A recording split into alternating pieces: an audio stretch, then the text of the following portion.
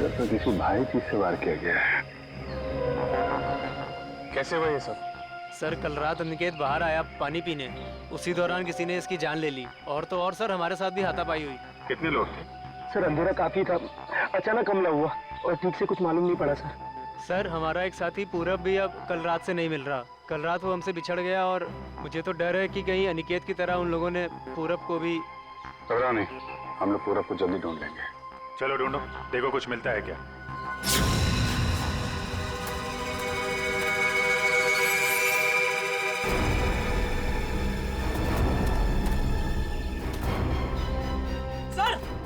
Sir जल्दी आइए।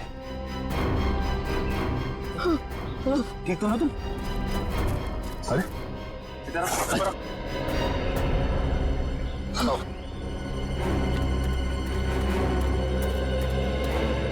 सुनिए। Yes sir. प्लीज इधर आइए। पूरब तू ठीक तो है ना? आप लोग ये बताइए कि किसी पे शक है आप लोगों को? सर शायद ये उस बाइक वाले का काम है। बाइक वाला? कौन कौन बाइक वाला? सर वही बाइक वाला जिसने कल शाम हम सबको धमकी दी थी। कल की बात याद है तुम लोगों को? ये सबसे ज्यादा पंगे करता है। ये कौन है? क्या बात है बॉस, कुछ चाहिए क्या? हाँ चाहिए, मुझे चाहिए कि तुम सब लोग सुरक्षित रहो। सुरक्षित? ये इलाका बहुत खतरनाक है। अपने अपने घर लौट जाओ, उसी में तुम सबकी भलाई है। वो हमें धमकी दे रहा है। धमकी समझो, विनती समझो या फिर चेतावनी, जो समझना है समझ लो। मेरा फर्ज था तुम्हें सचेत करना, जो मैंने कर दिया। अब अगर मौत के मुंह में जाने का इतना ही शौक है तो खुशी से जाओ। सर शायद वो 100 किलोमीटर से हमारा पीछा कर रहा था और जिस ढाबे पे हम लोग रुके थे सर वो भी वही रुका था। और उस आदमी का चेहरा नहीं याद है आप लोगों को? नहीं सर, उसने एक पल के लिए भी हमारे सामने हेलमेट नहीं उतारा। ढाबे में खाना खाते समय तो हेलमेट निकाला होगा ना? ढाबे वाले से पता करो, देखो शायद उसे कुछ याद हो। ठीक है, आए तुम साथ में।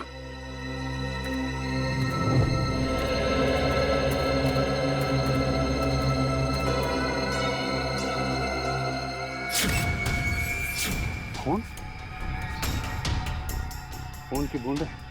मतलब कोई जख्मी आदमी भागा यहाँ से?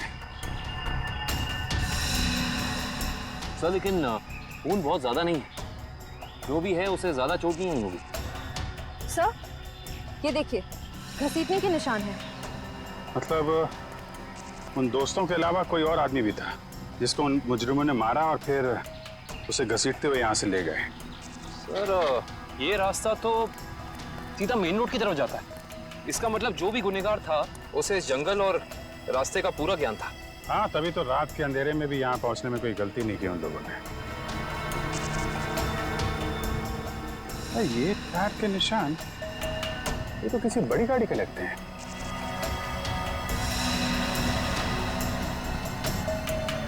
साढ़े 8 इंच। सर ये तो एस्कॉर्ट गाड़ी के टायर लगते हैं, क्योंकि इतने चौड़े टायर उसी गाड़ी में होते हैं। मतलब वो मुजरिम कार में बैठ के भागे, फिर वो बाइक वाला, वो तो कार में बैठ के आया नहीं होगा, नहीं तो हेलमेट क्यों लगाता है? एक काम करो, आगे जो टोल नाका है वहां जाके पता करो ये एस्कॉर्ट गाड़ी वहां से गुजरी है क्या। जी सर। तब तक मैं यहाँ देखता हूँ कुछ और मिलता है क्या।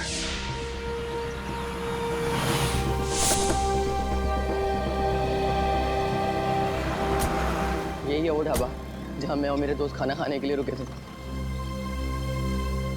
अरे आइए आइए सर जी, बैठिए। गर्मा गर्म दाल मखनी बनाई है, लगा दूं 5 प्लेट है मक्खन मार के? जी हम लोग खाने पीने नहीं आए, हम लोग सीआईडी से। सीआईडी से? क्या हुआ साहब?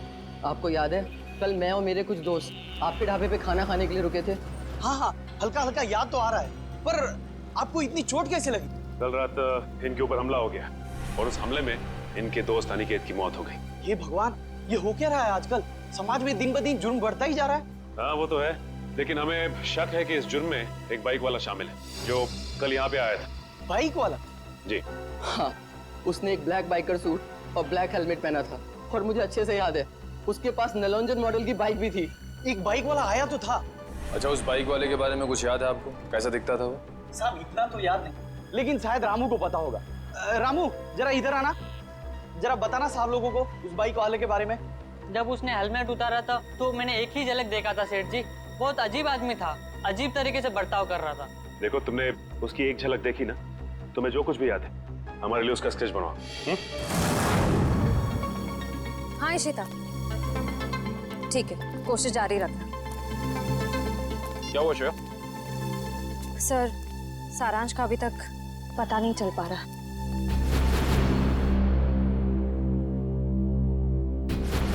हमें सारांश जरूर मिल जाएगा। अगर वो गाड़ी इस रास्ते से गई है तो इस टोल नाके से जरूर गुजरी होगी। सही कह रहे हैं। अरे भाई साहब, यहाँ कल रात में 3 बजे के आसपास कोई एस्कॉर्ट गाड़ी निकली है यहाँ से? पता नहीं सर, मेरी तो दिन की शिफ्ट होती है, रात की शिफ्ट वाला शाम को आएगा। भाई साहब, ये जो सीसीटीवी कैमरा लगा है ये तो 24 घंटे ऑन रहता है ना? जी हाँ सर। इसकी फुटेज देख सकते हैं सर आप हम लोग सीआईडी से? हाँ हाँ देख सकते हैं। आइए।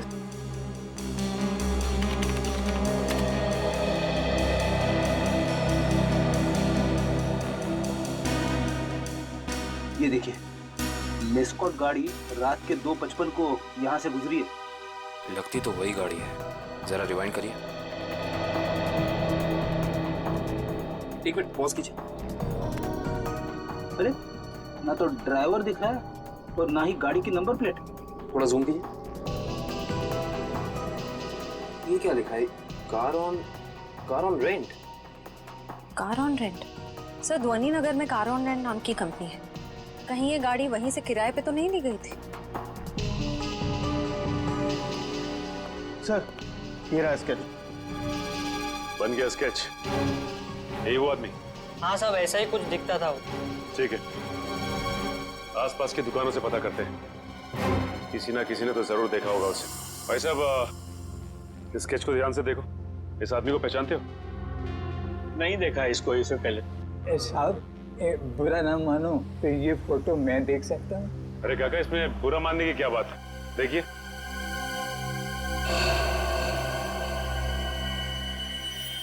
ये कैसे हो सकता है? नहीं, ये नहीं हो सकता, ये नहीं हो सकता, असंभव, असंभव। अरे काका, क्या नहीं हो सकता? क्या संभव है? ये नहीं हो सकता। रणवीर वापस नहीं आ सकता। काका, इस आदमी का नाम रणवीर है? हाँ, मैं उसे अच्छी तरह जानता हूँ, कभी नहीं भूल सकता उसे। काका, इस आदमी के बारे में आप जो कुछ भी जानते हैं प्लीज हमें बताइए। बहुत पुरानी बात है, तकरीबन 73 साल पहले मैं जब बच्चा था तो एक रात को मैंने उसे अपने पिताजी से बातें करते हुए सुना था। मदन, मेरी बात मानो, अगर तुमने मुझे उस तालाब को ढूंढने में मदद की तो तुम्हारी जिंदगी हमेशा हमेशा के लिए बदल जाएगी। मेरी जिंदगी जैसी भी है ठीक है, आप मुझे इस सबसे दूर ही रखें तो अच्छा होगा। देखो, इस इलाके से जितनी अच्छी तरह तुम परिचित हो वैसा इस गांव में कोई नहीं है। इनकार मत करो, तुम ही मुझे मेरी मंजिल तक पहुंचा सकते हो। ये सिर्फ मेरा सपना ही नहीं, मेरा जुनून भी है। बहुत ही गलत जुनून चुना है आपने रणवीर जी। अगर आप प्रकृति के नियमों के खिलाफ जाएंगे तो प्रकृति आपको कहीं का नहीं छोड़ेगी। वो जगह शापित है, शापित। ना जाने कितने लोगों की जान ले चुकी है। भूल जाए अपने सपने को। क्या तुम भूल सकते हो अपनी बीवी को, जो इस वक्त अस्पताल में जिंदगी और मौत के बीच में झूल रही है?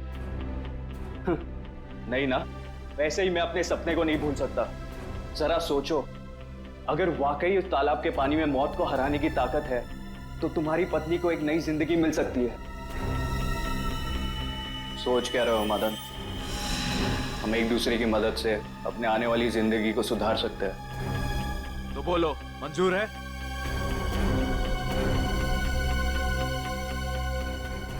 ये कैसे हो सकता है काका? आपके कहने के मुताबिक आज से 73 साल पहले यानी कि 1941 में ये आदमी जैसा दिखता था आज भी वैसा ही दिखता है।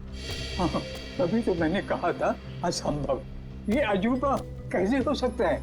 और इसी की वजह से तो मैंने अपने पिताजी को खोया था। इसकी वजह से आपने अपने पिता को खोया? हाँ, ये मेरे पिताजी को बहकाकर एक तालाब पे लेकर गए थे। बोले उस तालाब का पानी पीने से आदमी हमेशा के लिए अमर हो जाता है और उसकी उम्र आगे बढ़ने से रुक जाती है।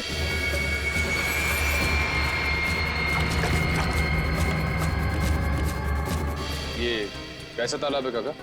मेरे पिताजी तो वापस नहीं आए, शायद उसे वो चमत्कारी तालाब मिल गया होगा और उसी की वजह से आज तक 73 साल पहले जैसा अभी तक वैसे का वैसा ही दिखाई दे रहा है। काका ये कैसी बातें कर रहे हैं आप? ये सारी बातें किस्से कहानियों में होती हैं, असल जिंदगी में इनका कोई लेना देना नहीं, समझे? बिना आग के कभी धुआं नहीं उठता बेटा।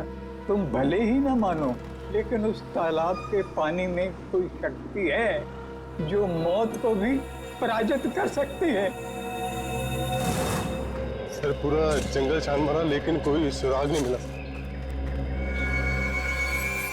एक मिनट वो देखो, ऐसा लगता है यहाँ हाल फिलहाल में ही खुदाई हुई है। तो देखो। Yes sir.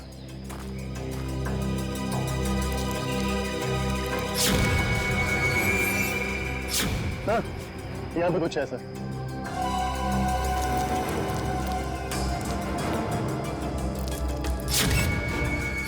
माय गॉड, ये तो सालों पुराना कंकाल लगता है। सर मुजरिम लाशों को जंगल में दफनाते थे ये तो पता था, पर पहली बार मुजरिम इतना सालों पुराना कंकाल जंगल में दफनाने आए।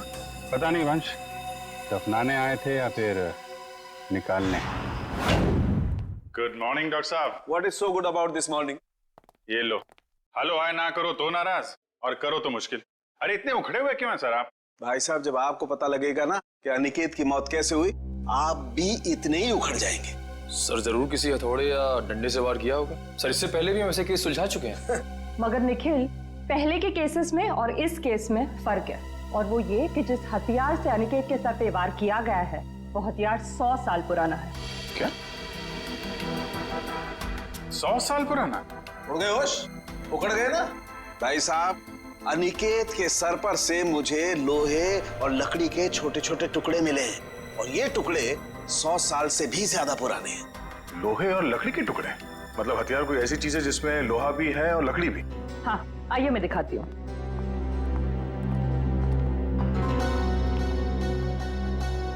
ये देखिए, कुछ इस तरह।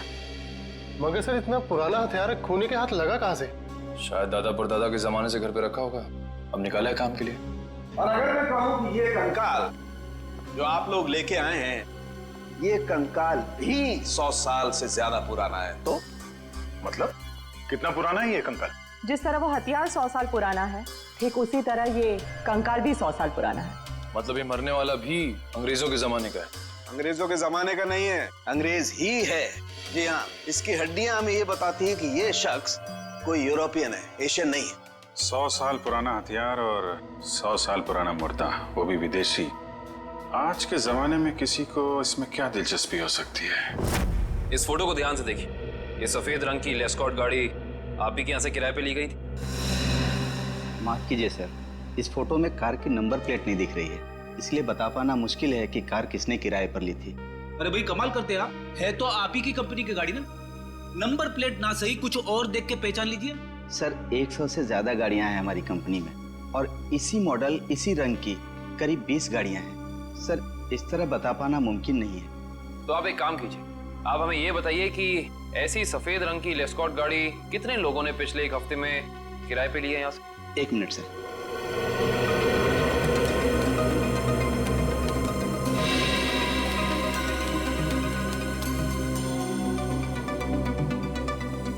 सर कुल मिलाकर 7 लोग हैं जिन्होंने पिछले हफ्ते सफेद रंग की लेस्कॉट कार किराए पर ली थी। गुड, अब हमें इन 7 की पूरी जानकारी चाहिए। ठीक है सर। देखते हैं क्या पता चलता है। 5 लोगों से पूछताछ कर चुके, बचे 2।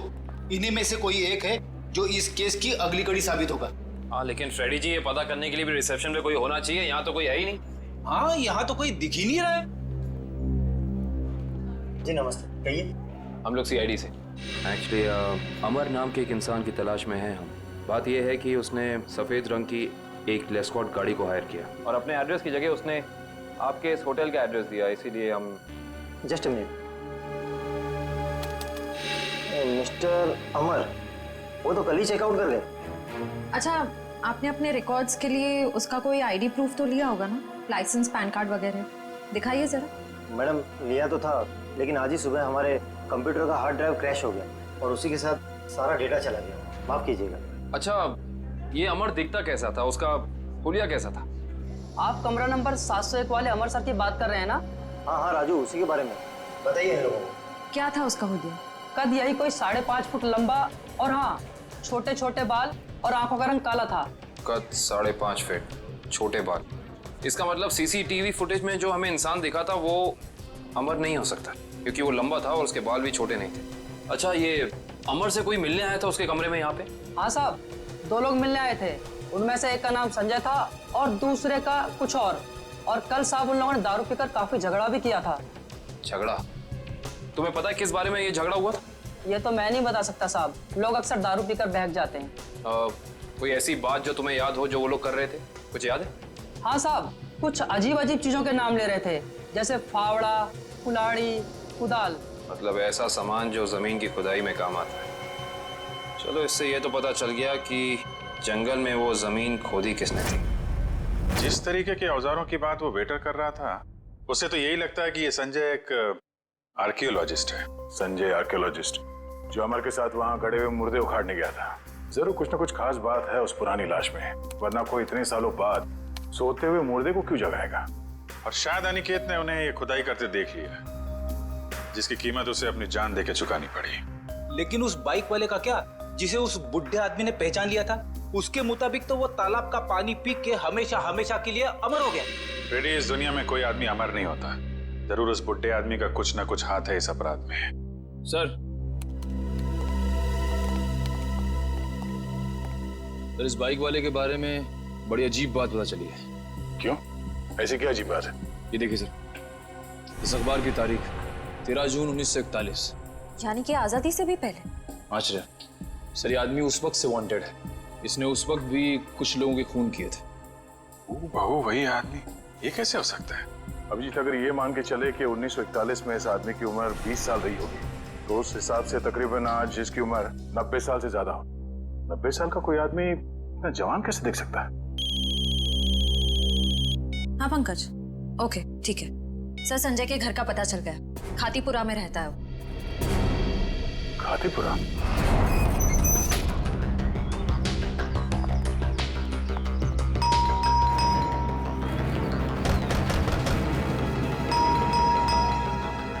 लगता है संजय को हमारे यहाँ आने की खबर लग गई होगी, इसीलिए भाग गया होगा। भाग कर जाएगा कहाँ?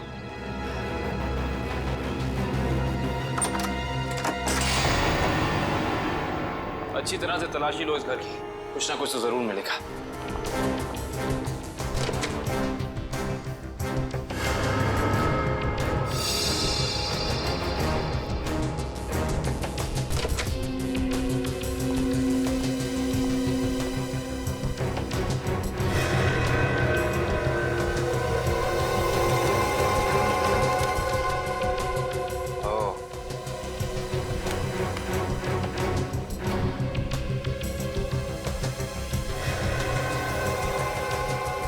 सर, आश्रया, सर ये देखिए, संजय का पासपोर्ट।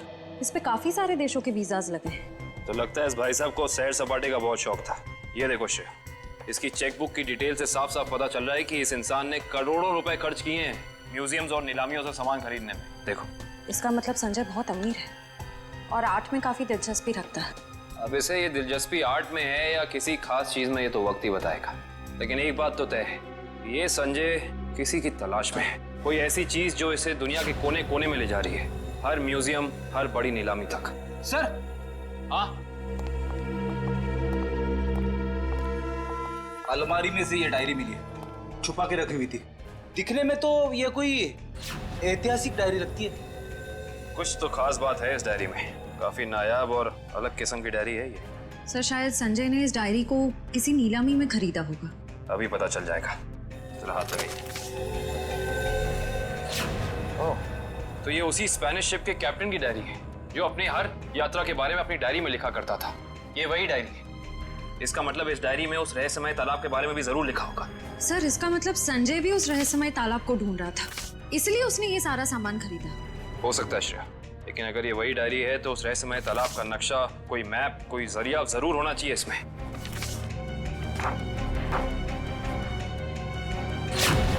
कमाल है, इस डायरी में तो ऐसा कुछ भी नहीं है, कोई नक्शा, कोई जरिया, कोई रास्ता, कुछ नहीं।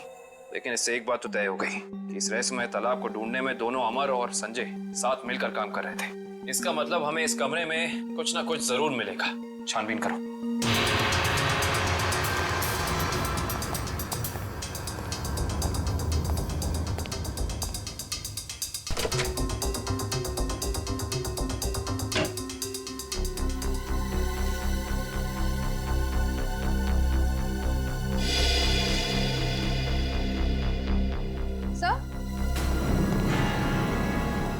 ये देखिए, क्या बेटा? संजय ने अपने सारे पुराने सामानों की कार्बन डेटिंग करवाई किसी डॉक्टर वीरेन से। Carbon dating? इसका मतलब तो साफ है कि संजय अपने हर सामान के बारे में पता करना चाहता था कि वो असल में कितना पुराना है। ओ तो ये है डॉक्टर वीरेन, और इस फोटो से तो साफ साफ पता चलता है कि ये कॉलेज में संजय का प्रोफेसर था। ओह, तो फिर इस वीरेन का भी हाथ हो सकता है अमर के साथ साथ संजय की मदद करने में। डॉक्टर वीरेन। इस वक्त कौन आ गया?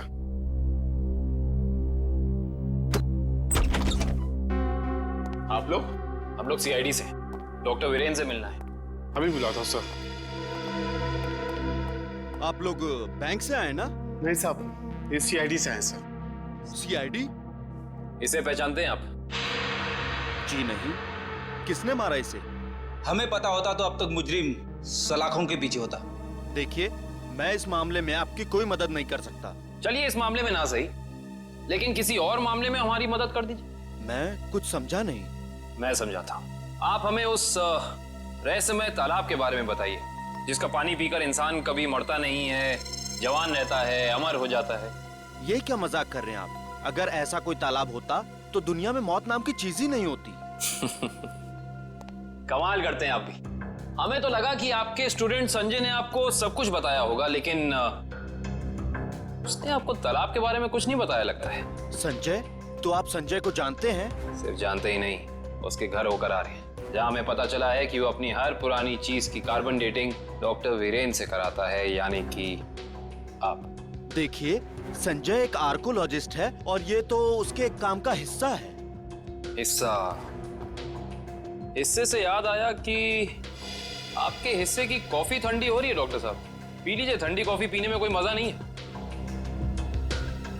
वैसे ये कॉफी का दूसरा कप किसके लिए? इस घर में और भी कोई है क्या? हाँ साहब, अभी भी। तुम जाओ। ये अभी मेरा दोस्त आया था, उसी का है। नहीं, आपके दोस्त का नाम संजय तो नहीं? देखिए वीरेन साहब, आप शक्ल से तो निहायत ही शरीफ इंसान लगते हैं। अब इस संजय की वजह से आपको जेल में जाकर चक्की पीसनी पड़े, हम में से किसी को भी अच्छा नहीं लगेगा। मैं वाकई नहीं जानता कि संजय कुछ गैर कानूनी काम कर रहा है। लेकिन अब तो पता चल गया ना। आपकी भलाई इसी में है कि जो कुछ भी है सच सच बता दो। देखिए, संजय को कुछ पोर्तुगली एक्सप्लोरर का सामान मिला था। उसमें लैटिन भाषा में कुछ लिखा हुआ था। उसका मतलब जानने के लिए वो मेरे पास आया था। इसका मतलब वो मुर्दा उसी पुर्तगाली एक्सप्लोरर का होगा, और उसी के सामान की तलाश में संजय जंगल में गया था। क्या लिखा था लैटिन भाषा में? उसमें एक गुफा का नाम लिखा था, सिनारी गुफा। शिनारी गुफा? अरे बाप रे! अरे बाप रे बाप! पूरी बॉडी बच रही है। यहाँ पे आके मैंने अपनी बहादुरी तो दिखा दी, अब बता भी देता हूँ। कुछ नहीं है यहाँ पे, चलिए वापस चलते हैं। अरे रुकिए फ्रेडी जी, इतनी बहादुरी दिखाई है तो थोड़ी और दिखा दीजिए। सर। हाँ सर। ये देखिए, अजीब निशान बने हुए हैं। अरे यहाँ पे भी है। हर दीवार पे। कहीं ये निशान उसी पुर्तगाली एक्सप्लोरर तो नहीं बनाए? ये निशान हमें उस तालाब तक पहुंचने का रास्ता दिखा रहे हैं शायद। अंदर चल के देखते हैं।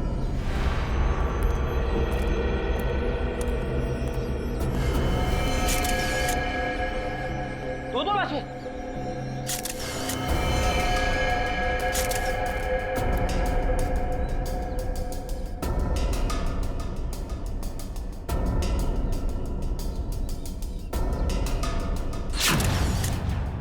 ये तो संजय है। और सर, हो ना हो ये जरूर अमर की लाश है। ये देखिए, होटल के वेटर ने हमें जो हुलिया दिया था, ये हूबहू वैसा ही है।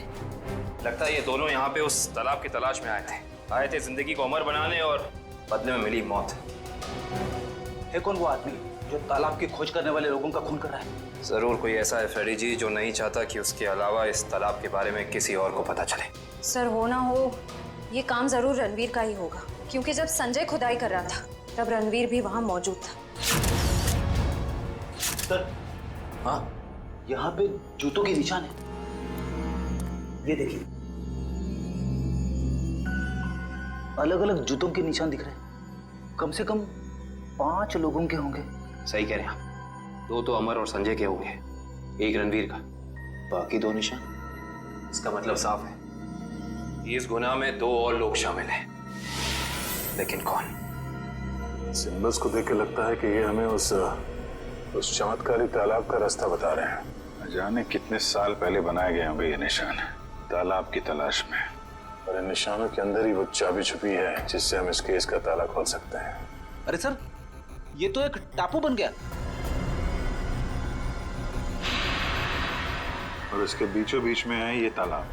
मगर सर ये टापू है कहाँ पे और हम यहाँ तक पहुँचेंगे कैसे? इसका पता चल जाएगा निखिल, अगर हम इन निशानों की भाषा समझ पाए, उनको अक्षरों में बदलेंगे तो पता चलेगा। सर इस तरह के निशान मैंने पजल्स की किताबों में देखे हैं। अब पजल के साथ हायरोग्लाइफिक अल्फाबेट बुक भी आती है ना? हाँ सर। वंश, जल्दी से जाकर किताब लेके आओ। Okay sir.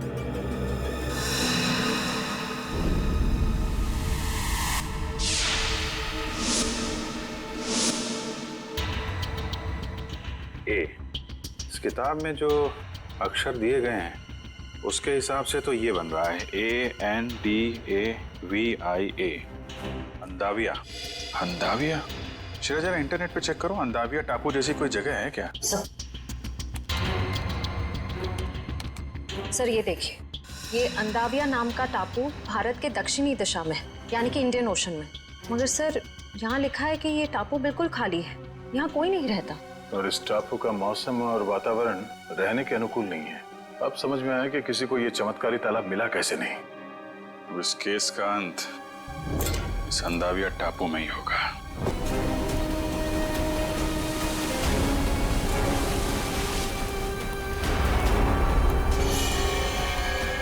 वहां पे देखो, वहां पे कुछ है। सर लगता है किसी ने आग जला के कैंप फायर किया है। वही लोग होंगे जो तालाब की तलाश में यहाँ पे आए थे।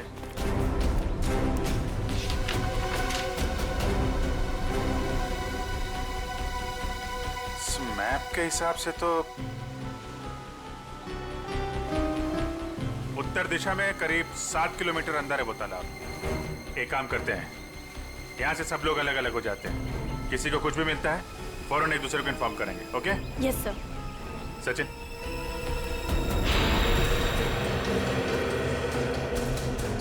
ये देखिए सर, जगह जगह पेड़ों पे कुल्हाड़ी के निशान। जो लोग तालाब की तलाश में इधर गए होंगे ना, उन लोगों ने लगाया होगा रास्ता पहचानने के लिए। ओह माय गॉड, कंकाल।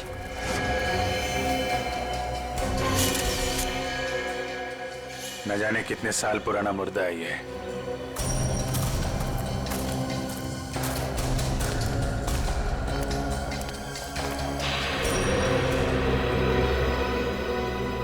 धुआं अभी भी निकल रहा है। आग जले शायद ज्यादा देर नहीं हुई अभी।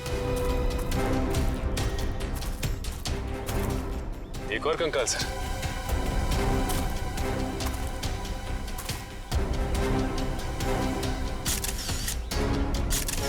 सर जिंदगी देने वाले तालाब ने न जाने कितने लोगों की जानें ले ली है। जिंदगी तालाब नहीं ले रहा है सचिन, कोई इंसान ले रहा है जिसका कोई ना कोई राज जुड़ा है उस तालाब के साथ। और न जाने कितने कंकाल देखने को मिलेंगे। ये तो ट्रैप है, कोई आ रहा है।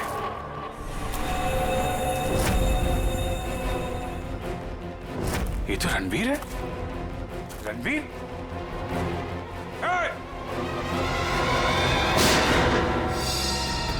गोली चलने की आवाज इस तरफ से आई।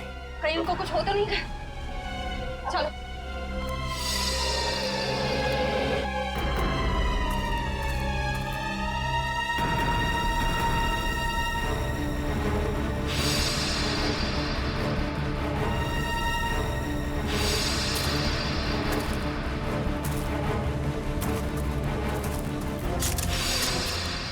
घबराइए मत, मैं आप पे गोली नहीं, मैंने इस पे चलाई थी जो आपको मारना चाहता था।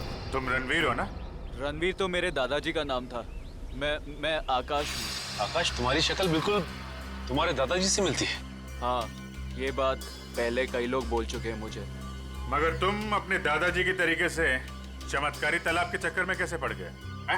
2 महीने पहले मैं ये देश में भी नहीं था, यूएस में लॉ की पढ़ाई कर रहा था कि अचानक मेरी मुलाकात संजय से हुई। वो इस तालाब और मेरे परिवार के संबंधित कुछ जानकारी चाहता था। अच्छा, तो तुमने संजय को अपने दादाजी के बारे में बताया? हाँ, मगर मुझे कोई अंदाजा नहीं था कि ये तालाब कहाँ है, और संजय से बात करके मेरी उत्सुकता भी बढ़ गई।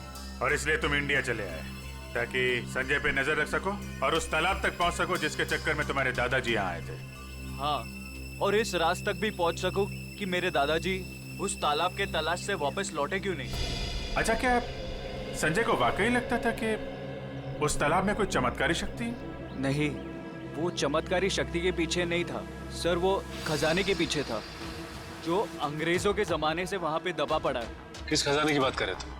सालों पहले स्पेन देश से एक ट्रेजर शिप आई थी इस टापू पर तालाब की तलाश में। अच्छा, उस शिप के कप्तान की डायरी संजय के घर से मिली थी ना? हाँ, उसी डायरी से उसे खजाने के बारे में पता चला और कुछ महीनों बाद वो शिप समुंदर में डूब गई। मगर शिप में जो खजाना था वो गोताखोरों को नीचे नहीं मिला। मतलब उस शिप के किसी आदमी ने शिप डूबने से पहले उस खजाने को यहीं इस टापू में कहीं छुपा दिया है। हाँ, और संजय को उस खजाने की तलाश थी, ना कि किसी चमत्कारी पानी की। सर आप लोग ठीक तो है ना? हाँ, हम लोग ठीक हैं। गोली की आवाज सुन के लगा कि कुछ खतरा है यहाँ पे। खतरा अभी टला नहीं है निखिल। कुछ लोग हैं यहाँ जो खजाने की तलाश में मरने मारने पे उतारू हो गए हैं। सर, तालाब तो मिल गया लेकिन ये तो सूखा हुआ है। लोगों को अमर बनाने वाला तालाब आज वही सूख गया है।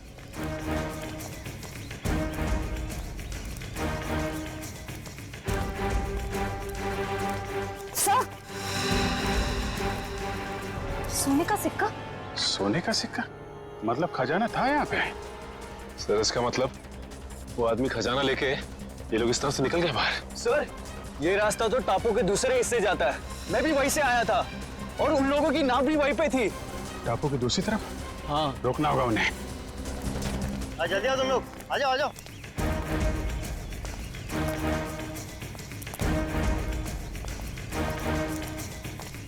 बस बस बस, खजाना यहीं रख दो, बाकी की जिम्मेदारी सीआईडी की है।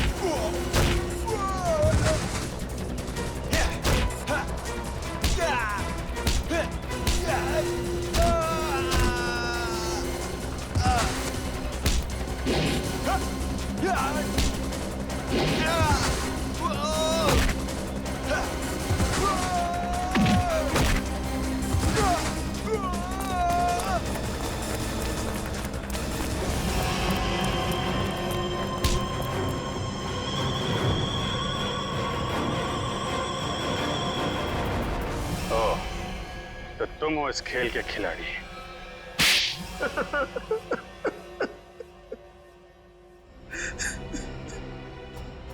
हाँ, मैंने ही मारा है अमर को, संजय को और अनिकेत को भी। मगर तुम्हें संजय और अमर के प्लान के बारे में पता कैसे चला? उस दिन जब होटल के बाहर में वो लोग बात कर रहे थे, मैंने उन दोनों की सारी बातें सुन ली थी। हम बहुत जल्द खजाने तक पहुंचने वाले हैं, फिर हम बेशुमार दौलत के मालिक हो जाएंगे।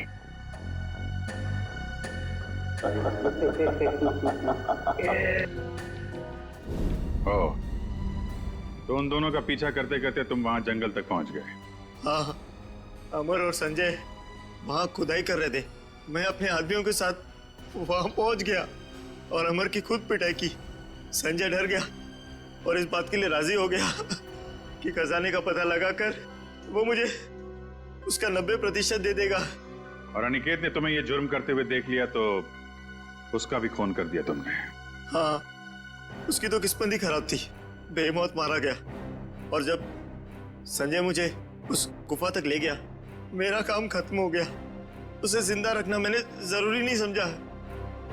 किस्मत तो तुम्हारी खराब है। जिस खजाने की लालच में तुमने इतना बड़ा गुनाह किया, उसका 1 रुपया भी खर्च नहीं कर पाओगे तुम। फांसी होगी तुम्हें।